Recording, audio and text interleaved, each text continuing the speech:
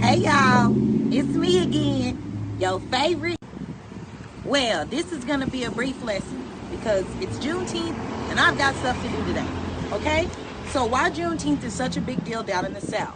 Well, during the Civil War, the North wasn't really making as much headway on the South as they thought because it's kind of hard to come and fight somebody in their own territory. So what Abraham Lincoln did, he decided to pen a piece of legislation that he thought would weaken the Confederacy so the Union would have a better chance of taking over the Confederacy and reuniting our country. With him doing this, him and other congressmen drafted the Emancipation Proclamation. We know that the war went on after the Emancipation Proclamation. So, let me clear up any misconceptions you may have about today. No, the Emancipation Proclamation did not free all the slaves. It didn't do that. It only freed the slaves in the seceding territories, what we consider to be the Confederacy today. There might have not been as many slaves in the North, but that's because they didn't really need them. We were more of agricultural workers. And that's how we were building up the South. So keep in mind, the slaves in the North were not free with the Emancipation Proclamation. This only freed the slaves in the seceding territories that had yet not to fall into the Union Army. So if it was an area like Richmond, Virginia, or Vicksburg after the time, those slaves were not free until the passage of the 13th Amendment. Yes, all slaves, all people who were enslaved, okay, were free with the 13th Amendment. The 13th Amendment was added to the Constitution as an amendment that said, hey, you can't have slaves anymore. That's how you change our Constitution. That's why it's one of the oldest living documents in this world, because it's flexible and we have a process to change it, i.e. amendments, okay? So we get the passage of the 13th Amendment. Well, I guess y'all like, so what happens after that? Okay, we have Reconstruction. This period of time y'all keep hearing me tout and speak about when blacks had equal representation and equal rights. But then they ushered in the segregation era, which we know as Jim Crow, all right? And that little flag that I told y'all about, yeah, that flag was flown in support of Jim Crow laws in the South. You can look it up. Hey, I'm sharing it with you. I want you to understand these things. So, with that said, they were emancipated. And so the presidents, after Lincoln, he was assassinated, so his VP comes in. They're putting things in place trying to enfranchise those newly freed enslaved blacks. They started a bureau called the Freedmen's Bureau, okay? And the Freedmen's Bureau, what it did was it took land from these Confederate landholders that tore up our Union, and they were criminals against our state. The Freedmen's Bureau started to redistribute that land to those newly enfranchised blacks, okay?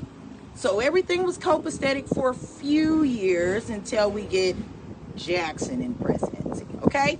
Even though he despised the rich landholders in the South, he still felt like being a poor white man was still better than being a Negro, okay? And he allowed, while Congress was out on their sabbatical, where they were taking their vacation, Congress does this every year, he had those Southern landholders that lost come and tell him, oh, I'm sorry, can you give me my land back and take it from these newly freed, enslaved black people that have been disenfranchised? And so they started doing that. Well, let me tell you about some of the dudes that were in Congress, okay? They were like, we're not having this because we're abolitionists. So what we're going to do is when we call roll, when we get back, we're not even going to recognize these dudes, because if you don't play by the rules, then why do we have to let you be part of our government? And because of that, we get the passage of the 14th and the 15th Amendments.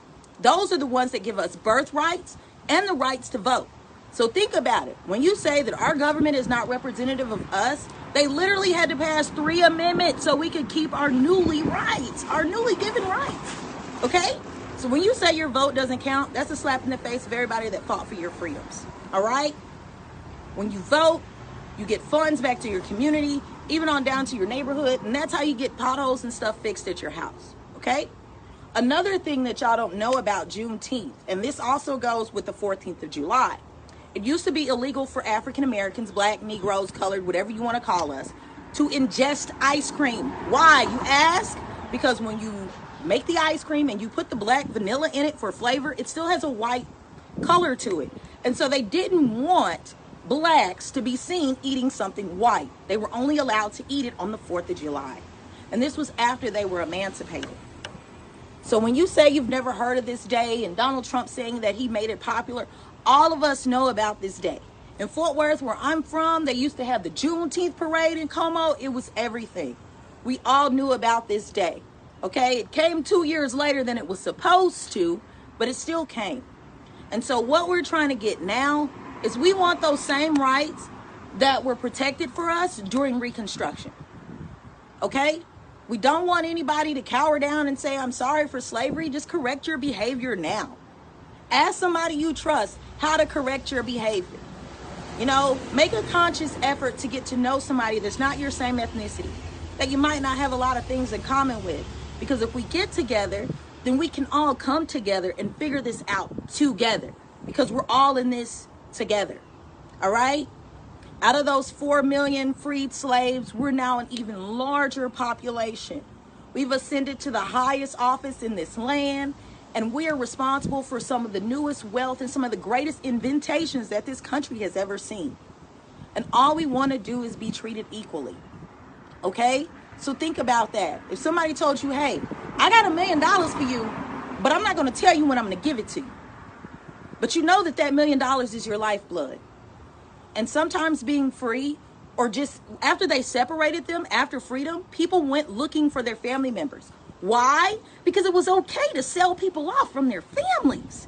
Yeah, we think that's wrong. Y'all talk about CPS is horrible and they separate kids and mothers. Back in slave times, they were always separated. Matter of fact, they would rather separate a family than keep them together because they didn't want them to organize. Kind of like they don't want us to organize now. So, hey, take this how you want. It's just my job to educate because that's what I love to do. Y'all have a great Juneteenth.